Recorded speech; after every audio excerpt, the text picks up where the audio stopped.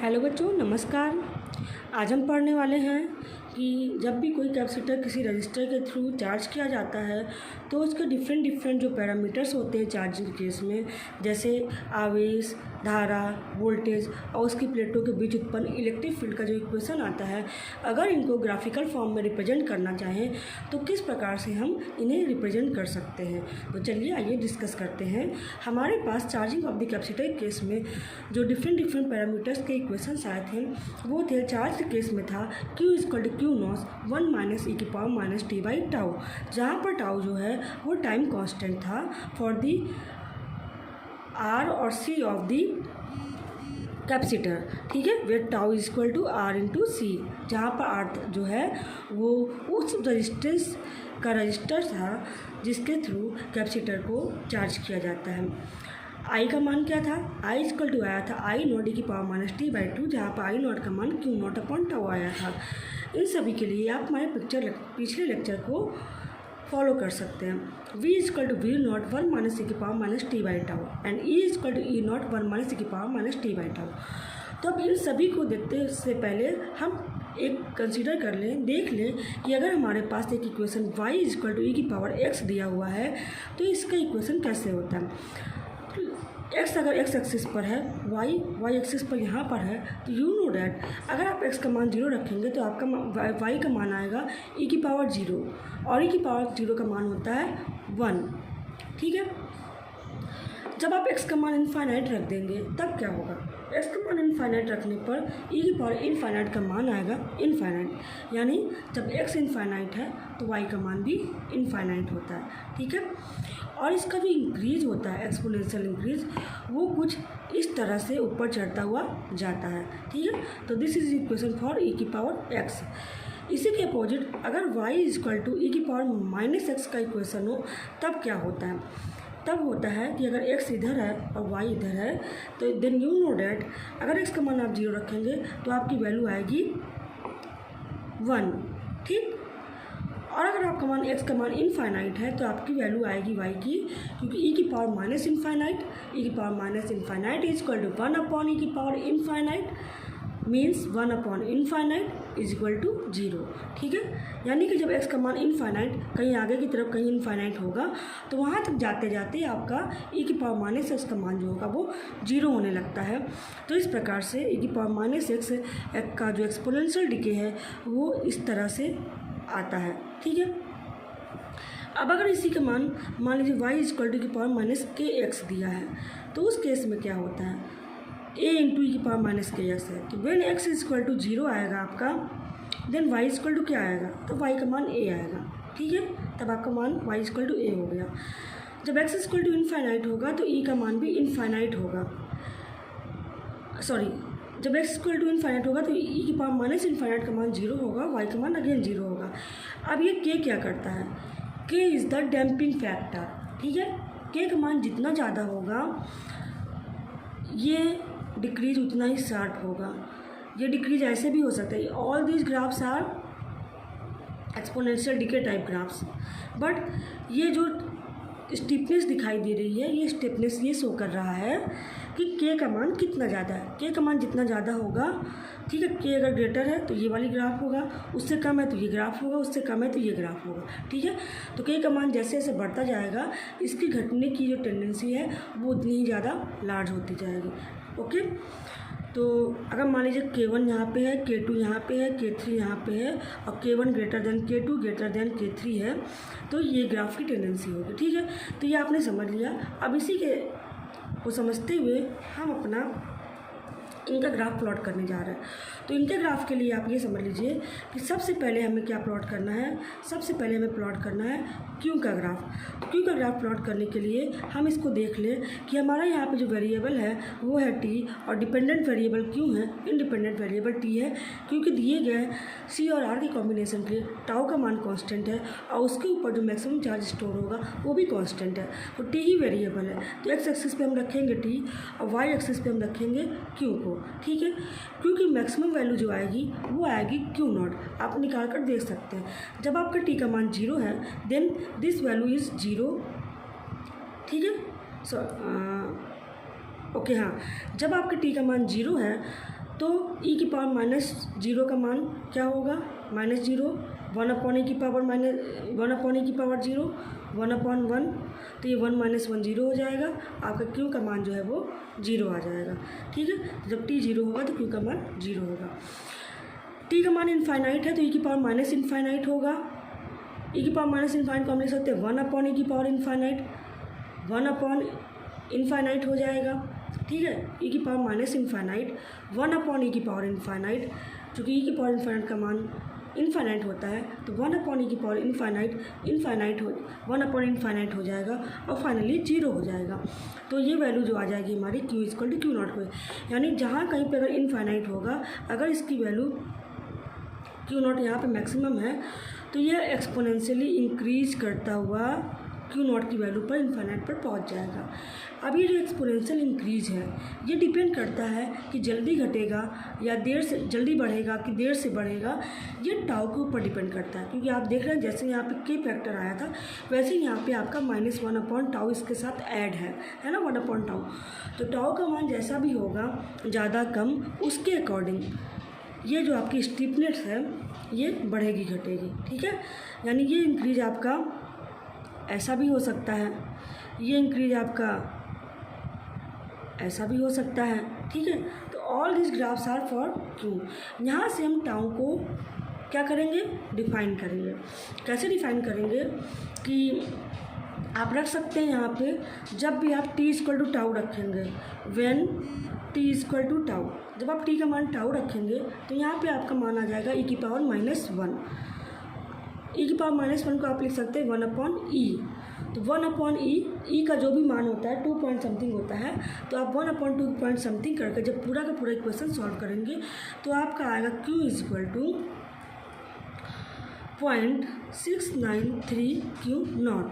ठीक है, तो ये आपका q का मान आ जाएगा when t equal to tau,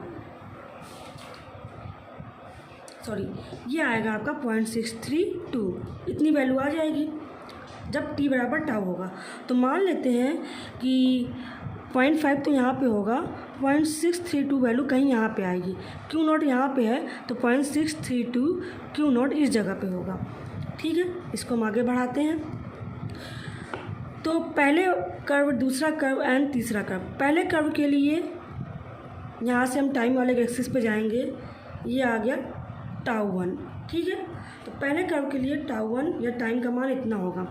दूसरे कर्व के पे 0.693 कट कर रहा है यहाँ पे, ये हो गया टाउ 2। तीसरी कर्व के लिए यहाँ कट कर रहा है, ये हो गया टाउ 3। ठीक है, अब इस बात को आप ध्यान से समझिएगा। पहले हम केवल एक सिंगल की बात कर लेते हैं, एक सिंगल कर्व की बात करते हैं। तो हम देख रहे हैं कि जब टाइम का मान टाउ के बराबर है यानी टाइम कांस्टेंट के बराबर है तब क्यू का मान इतना हो जाता है। तो यहाँ से हम टाइम कांस्टेंट की डिफिनेशन देते हैं कि टाइम कांस्टेंट वह समय है जिस समय पर कैपेसिटर के ऊपर उपस्थित आवेश का मान उसके मैक्सिमम आवेश का 0.632 टाइम्स रह जाता है।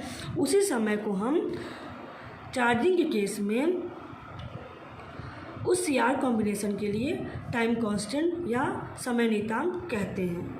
ठीक है, फिर से रिपीट करते हैं। टाइम कांस्टेंट किसी CR कॉम्बिनेशन के कैपेसिटर के लिए वह समय है, चार्जिंग के केस में वह समय है जिस समय कैपेसिटर के ऊपर उपस्थित आवेश का मान उसके मैक्सिमम आवेश का 0.632 गुना रह जाता है या 63.2% रह जाता है। ठीक है, क्योंकि डिस्चार्जिंग के केस में कुछ और वैल्यू आएगी। तो यहाँ पे चार्जिंग का केस कहना बहुत ज़रूरी है, इम्पॉर्टेंट है कि कैपेसिटर की चार्जिंग के समय कैपेसिटर जिस समय पर कैपेसिटर के ऊपर उपस्थित आवेश का मान उसके ऊपर उपस्थित मैक्सिमम आवेश का 63.2% रह जाता है, उसी समय को हम उस कैपेसिटर के CR कॉम्बिनेशन के लिए टाइम कांस्टेंट कहते हैं। ठीक है, अब यहाँ पे 3 टाइम कांस्टेंट 3 ग्राफ के लिए है, जहाँ पे आप देख रहे हैं tau 1 is less than tau 2 is less than tau 3। तो ये क्या बता रहा है आपको कि जो पहला कर्व है यहाँ पर टाइम कांस्टेंट पहले मिल जा रहा है, यानी क्यू नॉट का 63.2% पहले ही अचीव हो जा रहा है। सेकंड केस में यहाँ पर मिल रहा है, थर्ड केस में यहाँ पर मिल रहा है। इसका मतलब है कि टाइम कांस्टेंट का मान पहले कर्व के लिए सबसे कम है, यानी पहला कर्व बहुत ही कम समय में, सबसे कम समय में as compare to the other two curves 63.2% charge हो जाएगा। दूसरा कर्व 63% चार्ज होने में पहले कर्व की अपेक्षा ज़्यादा समय लेगा। तीसरा कर्व और ज़्यादा समय लेगा।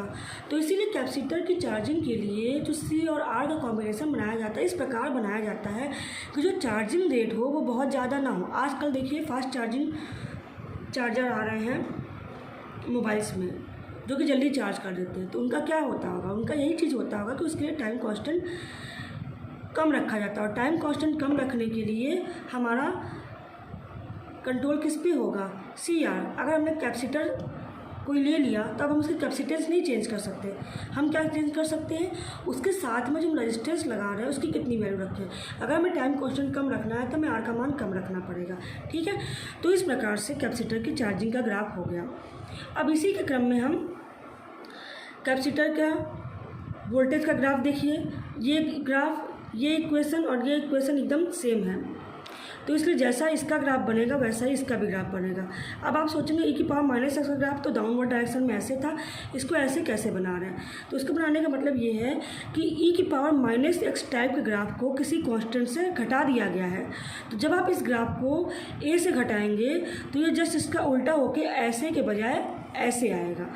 यहाँ पर भी क्यू नॉट e की power minus t by tau को क्यू नॉट टर्म से घटा दिया गया है, इसलिए क्यू नॉट से ऐसे घटता हुआ ना आके इसके अपोजिट ऐसा जा रहा है, ठीक है। तो जब v को बनाएंगे तो v का ग्राफ जो आएगा सेम ऐसा ही आएगा। v का मैक्सिमम v नॉट हो गया आपका, टाइम इधर है और v का एक्सिस इधर है। अगर हम ऐसे ही इसको बनाएंगे तो हमारा ग्राफ v नॉट की वैल्यू अगर इतनी है तो यहाँ से ये, अगर टाउ को हम इस तरह से देखना चाहें, सेम दिखाना चाह रहे हैं दोनों ग्राफ के लिए, तो ये टाउ 1 हो गया, ये टाउ 2 हो गया, ये टाउ 3 हो गया, ठीक है।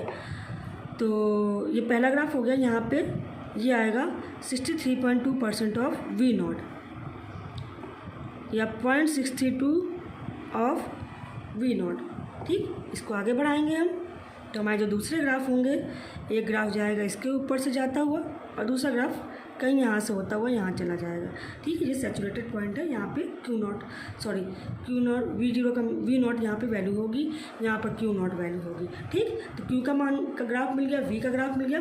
अब I का ग्राफ देखिए, I का ग्राफ इससे डिफरेंट है, ठीक है ना। E नॉट का ग्राफ भी ऐसा ही होगा, जैसे बस खाली आपको V की जगह पे E लिखना है, V नॉट की जगह पे E नॉट लिखना है। और अब चलते हैं I का ग्राफ बनाते हैं। I का ग्राफ बनाने के लिए हमारा जैसे e की पावर माइनस एक्स का ग्राफ था एज सच वैसा ही ग्राफ रहेगा। t की वैल्यू इधर हो गई, I हमारा y एक्सिस पर है, मान लिया कि I नॉट हमारा यहाँ पर है, ठीक है। टाउ को हम, क्योंकि सारे ग्राफ एक ही CR कॉम्बिनेशन के लिए है, तो टाउ 1, टाउ 2, टाउ 3 हम सब उसी जगह बनाएंगे। आप चाहें दिखाने के लिए केवल एक ग्राफ को भी दिखा सकते हैं। यहाँ पे तीन टाउ की वैल्यू आपको दिखाने के लिए बनाई कि किस तरीके से हम कैपेसिटर की चार्जिंग और डिस्चार्जिंग के लिए टाइम कांस्टेंट का क्या उपयोग है, कैसे हम उनको यूटिलाइज करते हैं, कैसे हम अप्लाई करते हैं किसी भी कैपेसिटर की चार्जिंग के केस के लिए। तो यहाँ पे हमारा e की पावर माइनस एक्स टाइप का ग्राफ है। देखिए I इक्वल टू हमारा क्या आया है, I इक्वल टू है e की पावर I नॉट e की power minus t by tau, just like this equation a into e की पावर माइनस के एस। तो जैसे इसका ग्राफ है हम ऐसे ही बना देंगे, ठीक। तो यहाँ पे हमारा पहले आप ये भी देख लीजिए, वन t इक्वल टू 0, जब t 0 होगा तो e की पावर माइनस 0, 1 अपॉन e की पावर 0, तो ये 1 आएगा। यानी जब t का मान 0 होगा तो i का मान I नॉट के बराबर होगा, ठीक। तो जस्ट अपोजिट है यहाँ पे, जब t 0 होगा तो i का मान I नॉट के बराबर होगा। जब t इनफाइनाइट होगा, e की power minus infinite, 1 upon e की पावर इनफाइनाइट, मतलब 1 अपॉन इनफाइनाइट, मतलब i इक्वल टू 0, ठीक। तो जब t इनफाइनाइट होगा तो i 0 होगा।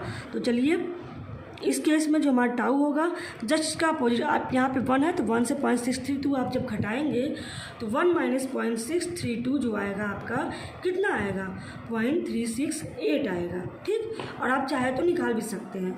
आप इस इक्वेशन में t बराबर टाउ रख लीजिए और कैलकुलेट कर लीजिए, आपकी वैल्यू आएगी I equal to 0.368 I naught, ठीक है। और आप चाहे तो 1 में से 0.632 को घटा भी सकते हैं, इतना आएगा, ठीक। तो टाउ नॉट वो मान होगा जहाँ पर ये अपनी मैक्सिमम वैल्यू का 0.368 आई नॉट के बराबर रह जाएगा। तो ये घटते हुए यहाँ पे आएगा ऐसे। तो ये आपका पहला ग्राफ यूँ आया। दूसरे ग्राफ के लिए आपका यहाँ पे कटना चाहिए, तीसरे के लिए यहाँ कटना चाहिए। तो ये आपका ये डिक्रीज होता हुआ आएगा यूँ, ऐसे डिक्रीज होता हुआ, ऐसे एक्सपोनेंशियल डिक्रीज बहुत दूर से होता हुआ आएगा। इसी तरीके से ये ऐसा डिक्रीज करेगा, धीरे धीरे डिक्रीज करता हुआ